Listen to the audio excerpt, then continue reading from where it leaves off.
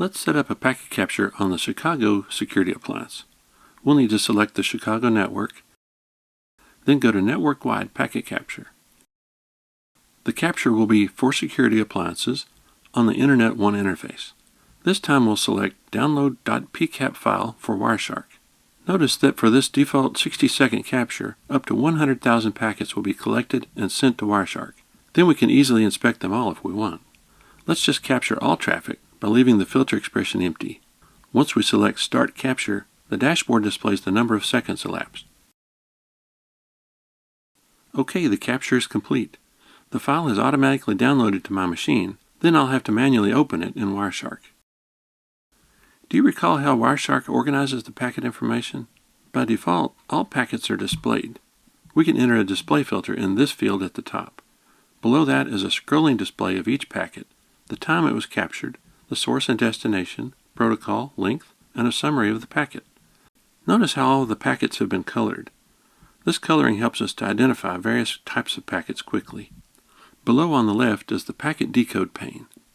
Notice how the decoding is done in a hierarchy, just as the protocols are encapsulated inside the packet. For example, packet number 14's hierarchy starts with frame, which contains all of the time and frame information that occurred exactly when the packet was captured. That's followed by Ethernet, which contains layer 2 information, like source and destination MAC addresses and the Ethernet frame type. Next is the layer 3 IPv4 information. Notice that the protocol is ICMP, and the next layer contains ICMP information. The only thing left to decode is a raw data inside the packet's payload, and at the bottom right is a dump of the packet contents in both hexadecimal and ASCII formats. Let's scroll around and see if we can find some other ICMP packets. That should be easy because they seem to be colored pink. We can use a display filter in Wireshark to narrow the capture down after the fact.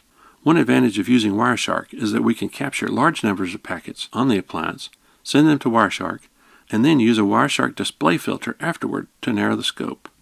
Let's try one. Display filters begin with the protocol name, followed by a dot, followed by a keyword that's specific to the protocol. Wireshark will help us with the syntax as we enter a filter.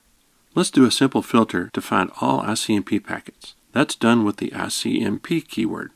Notice that the filter bar turns an orange-like color until the syntax is complete and correct. That happens while I'm typing ICM, and then the bar turns green once ICMP is complete. If we wanted to find specific ICMP packets, there are other options such as ICMP.code and ICMP.type and so on. For now, let's just select Enter and see what we get. Yeah, only ICMP packets. Now let's delete that display filter by selecting the red X, or we could backspace over the filter expression. I wonder if there are any DNS packets in here somewhere. Let's do another filter to find them. We'll want UDP port 53, which is used for DNS. Now we'll need a dot after UDP, then Wireshark displays this handy list of possibilities. There is UDP.port and UDP.dst-port, or destination port. Let's use the UDP.port option so that we can find DNS queries and replies. We'll need an operator to match against the number 53, which is the port number. For an equals operation, we can use the keyword EQ or ==, followed by 53. We always have to select Enter to activate the filter. Let's do one more.